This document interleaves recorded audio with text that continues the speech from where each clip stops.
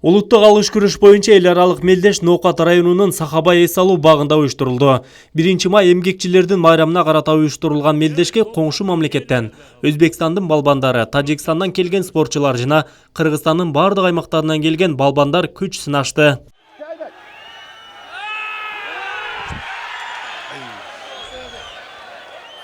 Улуттук алыш күрөшү 100 жылдан бери Ноокат районундагы Сахабай эс алуу багында өткөрүлүп келет. Иш чаранын жүрүшүндө улуттук алыш күрөшүнө чоң салым кошкон маркум Баяман Эркинбаевдин жаркын элесине арналып Куран окулду. Андан соң балбандарга аксакалдар ак батасын берип, мелдеш расмий башталды. Ноокат районунда өзүңүздөр билесиздер, ушул эң жакшы салтка айланып калган ушул алыш күрөшү боюнча мелдештерди өткөрөбүз. Ошол мелдештерде утуучулар ушунчалык канчалык деңгээлде ушул так болсо, канчалык деңгээлде күчтүү спортсмендер ушул жерге келсе, алыш күрөшү дүйнөгө дүңгүрөп, өзү тааныла баштай турган бир күрөш болуп эсептелет. Кудай буйруса ушул алыш күрөшү, биздин улуттук күрөш дүйнөнү дүңгүрөткөн, келечекте олимпиаданын түрлөрүнө кирген спорт болот. Бул иш-чараны Төрөбай Зулпукаров жана анын командасы уюштурду. Максат алыш күрөшүн өнүктүрүү жана жаштарды спортко тартуу, сергек жашоо образдуулугуна үндөө. Эми өзүңүздөр билесиздер, бир канча жолу ушул 1 май күнү биз күрөштү өзүбүз өткөрүп жүрөбүз. Мен ошондой эле менин командам менен, ошондуктан бизде күрөш өткөрөм деген кыйын жигиттерибиз көп. Ошондуктан быйыл бизде аксакалдарыбыз менен, команда менен ушул сүйлөшүп, өзүбүздүн агабыз Тариел Каримов деген агабыз бар. Быйылдан кийинки 1 майда боло турган күрөштүн эстафетасын ушул Тариел Каримов деп, ушул мүлк фондунун жетекчиси, өзүбүздүн Ноокат районунун Кыргыз Ата айыл өкмөтүнүн борко айылынан болот. Чыгып калсаңыз, Тариел Каримовго кол чаап коюңуздар, кийинки жылы ушул киши өткөрөт.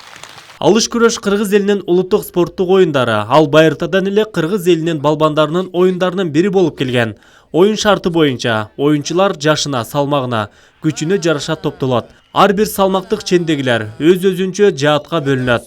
Калыс балбандарга оюн шартын түшүндүрөт. Андан соң күрөшкө катышкан оюнчу өз атаандашын чалбастан, бутун тосо койбостон, ит чыгылыш болбостон, так көтөрүп чаап далысын жерге тийгизүүсү керек. Ошондо таза жеңиш эсептелинет. Бул ыкманы өз нугунда аткарып, Сахабай эс алуу жайына келген көрүүчүлөрдүн купулуна толуп, колдоого ээ болгон өзбекстандык Илхам мырза болду. Ал 10дон ашык балбанды көтөрүп чаап, эл сүймөнчүлүгүнө жетти. Таппанча балбан, Баяман балбан. Эсап. Мына сизге бир чакса пул берип атам.